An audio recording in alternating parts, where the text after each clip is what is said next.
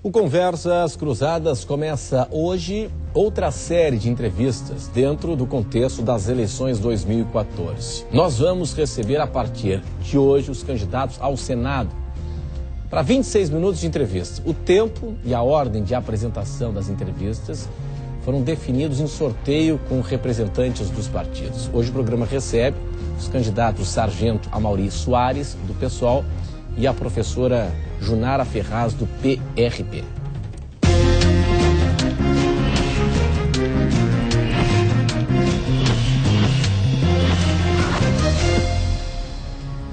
O candidato Sargento Soares tem 48 anos, é policial militar desde 1986 e já foi por 2 vezes deputado estadual. Participam da entrevista também os colegas Cláudio Prisco Paraíso e o Piara Boschi, nossos colegas aqui do grupo RBS. Candidato, obrigado pela sua presença aqui conosco. Boa noite, tudo bem? Boa noite, Renato Igor, boa noite, Piara, boa noite, Prisco. É uma satisfação poder estar aqui, cumprimentando também todos que nos acompanham pela TV Com e pela internet. Conversas Cruzadas está no ar em nome de Senge, em defesa do profissional da engenharia sempre. Restaurante Ostradamus, ostras depuradas. RDO, visite o apartamento decorado do Apoena em Palhoça. Queires, verão mais Queires, é tempo de comprar. Companhia da Moda, 20 anos sendo a sua melhor companhia. Bom, candidato, qual a sua principal bandeira? Olha, eu acho que nós temos várias bandeiras importantes, fundamentais mesmo, né, para defender, mas eu creio que nesse momento o que tem de importante é resgatar a política da situação lastimável em que ela se encontra. Pelas velhas práticas, né, pelo abuso do poder econômico nos processos eleitorais, pela relação, me permita dizer, promíscua, né, entre a ocupação de cargos públicos e os negócios privados, muitas vezes do próprio titular ou de alguém da família. Então isso precisa ser resolvido. E é claro que a forma de resolver na lei seria uma reforma política bastante profunda, que infelizmente não acontece, inclusive porque a maioria dos que serão eleitos no próximo dia 5 de outubro, para o Congresso Nacional, por exemplo, infelizmente e provavelmente serão justamente aqueles financiados, né, pelo menos de 5% da população, que são os que financiam a campanha, pelos poderosos economicamente que financiam a campanha da maioria dos eleitos. E para este setor, minoritário em termos de quantidade da população, mas majoritários enquanto poder econômico, não interessa mudar. São os banqueiros, as empreiteiras, né, o agronegócio, os monopólios em geral. Esse discurso, Sargento Soares, do PSOL, que é esse que o amigo está fazendo agora, sensibiliza o eleitorado? Olha, o eleitorado consciente, sim. Quem refletir sobre a política, a forma como ela está, com certeza sensibiliza. Nós temos conversado com pessoas na rua, e justamente por ter menos estrutura a gente tem caminhado mais na rua, e temos nos surpreendido positivamente, né, com as pessoas que compreendem isso. Não só as pessoas ilustradas, mas as pessoas do povo. Infelizmente tem uma descrença. As pessoas fazem a avaliação de que é assim mesmo, como eu falei. Né? No entanto, elas não acreditam na possibilidade de mudar, ou pelo menos na possibilidade de mudar em curto prazo. Né? Mas a sociedade entende, né, que existe essa conivência, né, que existe esta relação entre os políticos e o poder econômico, e que a maioria da população fica de fora. Então essa compreensão e essa análise existe no interior da sociedade. Uma pesquisa Ibope de semana passada botou 27% de indecisos ainda. Como sensibilizar essa fatia do eleitorado que ainda não se posicionou entre essa polarização que aparece entre Dário e Paulo Bornhausen? Curiosamente, aqui em Santa Catarina, em outros estados, a campanha para o Senado, né, e já está mais definida. Aqui em Santa Catarina ainda não está definida, porque os candidatos que têm maior espaço e maior estrutura partidária, de poder econômico, que tem polarizado, ou se supõe que tem polarizado, não consegue convencer a maioria, mesmo com todo o poder e com toda a aparição na imprensa que tem historicamente. Tem um eleitorado de esquerda que ainda não se achou entre as opções que apareceram nesse campo? É possível que tenha bastante gente refletindo ainda uma alternativa para derrotar as novas e as velhas oligarquias, né? É possível, sim, que haja... Quais são as novas oligarquias? As novas oligarquias são representadas pelo candidato do Palácio do Governo do Estado de Santa Catarina, né? Dário Berger é a nova oligarquia e não tem forma de desvincular essa relação, né, entre poder público e capital privado, que está bem representada na sua candidatura também. E o outro candidato, a velha oligarquia, é conhecido, né? Mais tradicional, né? Somados aí a família, 135 anos de ocupação de cargos públicos, e também dessa relação com o sistema financeiro, inclusive, né? Ou melhor, até bastante com o sistema financeiro, né? De longo prazo, com os bancos, né? E é isso a gente denomina de oligarquia. Não há um temor de que o voto útil acabe enfraquecendo essas candidaturas ao Senado alternativas, concentrando nessas duas candidaturas que vêm despontando? Francisco, boa tua pergunta, inclusive porque a gente avalia que as pesquisas estão errando, e estão errando feio. Inclusive, quero arriscar dizer que está havendo uma certa manipulação de pesquisas, justamente para que a nossa candidatura não apareça como alternativa. E a nossa candidatura é a alternativa. E me permita dizer, não é uma das, é a alternativa de mudança. Porque se a Dilma for reeleita, ela não precisa de um senador a mais, já tem a maioria. Vale o mesmo para o Aécio ou para a Marina. Terá a maioria, porque a maioria será eleita pelo mesmo esquema econômico, que está apoiando essas três candidaturas à presidência da República.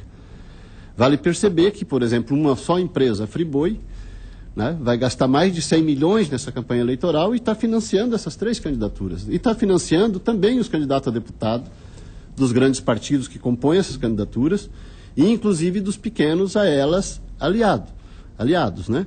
Então, nós estamos fazendo um esforço hercúleo para mostrar para a sociedade, apesar dos nossos 30 segundos, né? E da pequena estrutura partidária, nos nossos 30 segundos, caminhando nas ruas, fazendo um esforço gigantesco para mostrar para a sociedade que a nossa candidatura é alternativa, desvinculada dessas relações, que terá independência, ocupando o cargo no Senado Federal, terá independência, e dessas que eu diria viáveis, a única com independência para defender efetivamente os sentimentos, anseios e as necessidades da sociedade catarinense. Agora, candidato, é uma dificuldade de linguagem?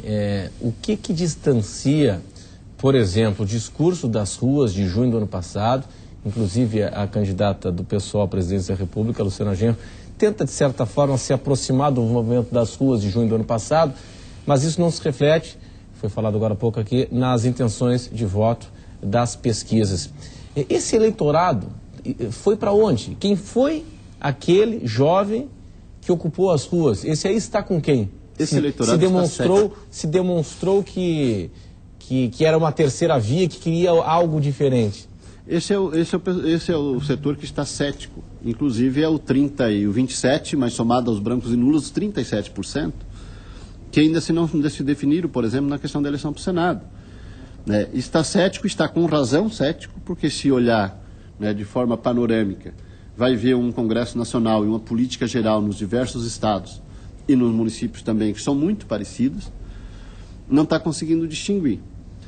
Aquilo que é a alternativa, e nós diríamos que, inclusive, a candidatura à presidência da Luciana Genro, nossa candidatura, como do Afrânio a governador do estado, é a alternativa que existe, é a alternativa de fato. Nós não estamos falando de um partido que está aí para fazer negócio, né? Inclusive uma expressão que o Afrânio usa muito é que não se rende, não se vende, que é a alternativa, mas não está sendo enxergada assim, dessa forma. Está faltando comunicação? Mas é difícil comunicar. O nosso 30 segundos, né, que é uma barbaridade de tempo, né, e estava falando ainda há pouco aqui, antes de começar o programa, e a gente vê o poder da telinha, né, porque em 30 segundos, eu sou hoje, nos últimos 40 dias, eu fiquei mais conhecido do que em 8 anos de deputado, porque 30 segundos.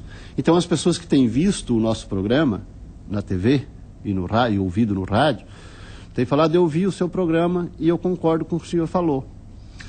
Então isso é comum, mas assim, ó, você pega E evidente, você pega um programa de 30 segundos, depois você coloca outro de 2 minutos em cima, que se faz uma novela, inclusive do ponto de vista de programa, ficam bastante parecidos, né? Se faz uma ficção, né? No tempo que se tem, eu não estou falando só da disputa ao Senado, estou falando da disputa em geral, e aí você fica, então eu entro ali com o meu panfleto de 30 segundos, né? Um tijolo, né? E no outro espaço dá de refletir, dá de fazer uma ideia, dá de construir um raciocínio. O que levou a desistir de uma terceira candidatura à Assembleia por uma candidatura ao Senado?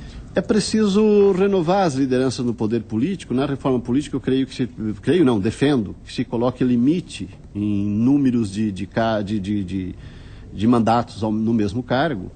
E acho que 2 é um limite bastante razoável, né? Política não pode ser uma profissão. Precisa ser um tempo que se dá na sua profissão para ir exercer uma função de representação. Né? Não pode ser uma profissão, não se pode ficar agarrado nisso. A bem da franqueza, e para falar direto, é duro você estar num espaço e se sentir isolado na maioria das vezes. Ou até de fazer uma opção, pois eu prefiro ficar aqui sozinho do que participar desse banquete, né? Então, faz um tempo que a minha vontade de concorrer a deputado, né, na verdade, desapareceu. Aceito concorrer ao Senado a pedido do partido e de outras lideranças para contribuir, para fazer política e para debater política. Me coloco como alternativa hoje também porque as candidaturas que os grandes partidos apresentaram, né, uma é para reeleger a Dilma. E as outras 2 é para ser prefeito de Brasília ou o pré-candidato a governador daqui 4 anos. E o outro representa as oligarquias históricas em Santa Catarina. E me permita dizer, não querendo ser ofensivo contra ninguém, né, mas a forma como os partidos organizaram a sua campanha e o projeto para governo do Estado e a consequência das convenções, dos empurra, das cotoveladas pré-convenção e na convenção, a disputa do Senado ficou em aberto. Ficou em aberto, que nos coloca a possibilidade de disputar. Nós temos condições de debater todos os grandes assuntos de interesse nacional e de interesse de Santa Catarina com os candidatos colocados. A nossa candidatura e a nossa história de trabalho e de luta é bastante diferente da dos outros principais postulantes. Nós, como eu já falei antes, temos a possibilidade de dizer e de confirmar e de garantir e de cumprir. Nós podemos ser a voz independente do povo catarinense no Senado Federal. Candidato, o senhor reclamou agora há pouco aqui do tempo, né, de televisão, 30 segundos, é isso, né? Sim. Qual é a ideia que o senhor tem, por exemplo, de reforma política? Porque o partido do senhor tem pouco espaço de TV, a coligação é pequena, em função da representatividade no Congresso Nacional. Como é que se dá equilíbrio a essa questão? Porque há quem defenda a cláusula de barreira, por exemplo. Como é que se dá o mesmo peso? Tem que se dar o mesmo peso para todos os partidos? Qual é a ideia do senhor, por exemplo? Não, na verdade eu não estou reclamando, estou constatando, né? Sim, sim. Não dá de em 30 segundos desenvolver uma ideia como é possível fazer em 2 minutos, em 3 minutos, sim, né? Constatando isso. A reforma política precisa diminuir essa desproporção. E uma proposta que eu ouvi defendida pela Luciana Genro, que achei muito interessante, é justamente que na coligação só conte o tempo do partido do candidato que faz a cabeça da chapa, por exemplo, o partido do governador. E aqui do tempo dos partidos coligados seja rateada por todas as chapas. Então essa é uma proposta. Evidente que é racional, é que haja uma proporção diferente. O partido que elege mais gente, né, que significa que tem um peso social maior, por mais distorcido que esteja, né, o processo eleitoral, mas é desconsiderável, porque senão você abre um partido e já tem o mesmo tempo. Aliás, abre um partido, e aí é preciso abrir um parênteses, porque infelizmente no Brasil os partidos estão servindo para dividir a base da sociedade e não para aglutinar em torno de projetos e propostas. Boa parte dos partidos já nascem para ser alugados. E esse é um drama. E esse é alugado, inclusive, porque o tempo de televisão e de rádio é a moeda mais valorizada nesse processo. Então tem que se quebrar isso. O senhor é a favor de uma cláusula de barreira? Olha, seria importante, por exemplo, a possibilidade de reflexão acerca da aliança na proporcional. Porque isso forçaria com que os partidos com programas semelhantes tivessem na mesma sigla. Eu não acho que, infelizmente, no Brasil é muito difícil para quem é pobre, para quem é povo, ter um partido e organizar um partido. Agora tem partidos que foram feitos, refeitos, feitos de novo nos últimos anos. E eu falei assim dessa forma, parece que estava me confundindo. Não, é porque foi essa quantidade de movimentos mesmo. Que não tiveram nenhum problema sequer com a Justiça Eleitoral para aprovar o número específico de inscrições. Convenhamos, 40 partidos é um número excessivo. A maioria de aluguel. Então vamos fazer, vamos fazer uma reforma partidária e enxugar esse quadro partidário. A legislação partidária no Brasil, como me dizia um dirigente partidário há alguns anos atrás, não sei se como forma de informação ou como forma de ameaça, a legislação partidária do Brasil é ditatorial. O presidente nacional manda nas estaduais, nas direções estaduais, principalmente quando é provisória, e o estadual manda nas municipais, especialmente quando é provisória. Então isso também precisa ser mudado para que prevaleça efetivamente a vontade das bases do partido. Um outro elemento importante na reforma política é extinguir a obrigatoriedade de você pertencer a um partido para ser candidato a qualquer cargo eletivo. Candidatura avulsa? Pode existir candidatura avulsa, países democráticos têm essas candidaturas avulsas. Aí não dá para fazer voto proporcional, tem que ser distrital. É possível pensar de várias formas essa questão também, Por exemplo, a candidatura avulsa ter uma quantidade X de voto, que compense uma proporção e um peso que não tem do partido. Por exemplo, que seja, chutando aqui, 25% a mais de votos da média dos eleitos, numa candidatura avulsa. Eu, particularmente, sempre fui muito simpático a essa ideia, não sei se porque militar, e a gente nunca teve uma prática de vivência partidária, é muito simpático a candidatura avulsa. Então, eu creio que precisa se abrir essa possibilidade, especialmente num quadro em que a maioria dos partidos estão, se transformaram, não em militantes que defendem um programa, mas em profissionais arregimentadores de votos e que tem um valor monetário sobre cada um desses votos que se consegue. Então, isso precisa ser quebrado no Brasil sob o preço de nós estarmos ou continuarmos subjugando a soberania popular, que é a vontade suprema do povo e da nação. Está lá na Constituição, que prevalece a soberania popular, a vontade do povo. Ela está muito descaracterizada nesses 20 e poucos anos de democracia representativa que nós temos. É preciso quebrar isso para que a vontade da sociedade prevaleça mais do que os arranjos de cúpulas partidárias e principalmente as negociatas entre cúpulas partidárias e lideranças políticas com o poder econômico. O candidato Amaury Soares do PSOL, candidato ao Senado, está aqui conosco. Nós vamos para o intervalo e até já.